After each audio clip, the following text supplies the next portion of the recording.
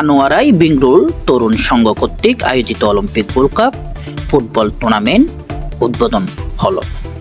আনোয়ারা প্রতিনিধি মোহাম্মদ আলামিনের তথ্যচিত্রে বিস্তারিত। আনোয়ারাই জমকালো আয়োজনের মধ্যে দিয়ে 12তম বিংরুল তরুণ সংঘ কর্তৃক আয়োজিত Olympic gold cup football tournament উদ্বোধন করা হয়েছে।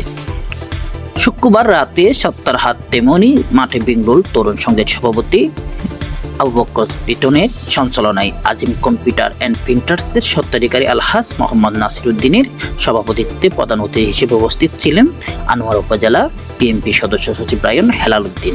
উক্ত অনুষ্ঠানের উদ্বোধক ছিলেন আনোয়ারা উপজেলা স্বেচ্ছাসেবক দলের সদস্য সচিব গাজী মোহাম্মদ ফুরকান। বিশেষ অতিথি হিসেবে উপস্থিত ছিলেন মোহাম্মদ রফিক দিলার, আবু বকর সওদাগর, মনসুর উদ্দিন, দিদারুল ইসলাম, দিল মোহাম্মদ মঞ্জু, রোদপর এনাম চৌধুরী টিটু, আজিজুল হক, নুরুল আফসার, আব্দুল সবুর কোম্পানি, তারিক হোসেন সুমন, মামুনুর রশিদ মামুন, তানবির উদ্দিন আরিফ, মোহাম্মদ ফুরকান উদ্দিন, খুরশেদ আলম খোকন, মোহাম্মদ রাসেল, মোহাম্মদ আজাদ, মোহাম্মদ ইলিয়াস, আবু সিদ্দিক রিপন, রাশিদুল ইসলাম, ওসমান আলী আবু রিয়াদ আসিফ সহ আরও অনেকে উপস্থিত ছিলেন।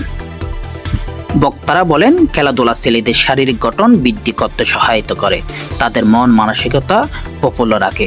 তাই পড়ার পাশাপাশি ছেলেদের খেলাধুলার প্রয়োজন রয়েছে। যুব সমাজকে মাদক ও নেশামুক্ত করতে খেলার কোনো বিকল্প নেই। সংগঠনের সাধারণ সম্পাদক রিয়াদুল ইসলাম রুবেলের পরিচালনায় উদ্বোধনী খেলায় টাইব্রেকারে হাইলদুল হাজী দৌলত ফুটবল একাদশ 2-1 গোলে আব্দুল আজিজ স্মৃতি সংসদকে পরাজিত করে জয়লাভ করেন।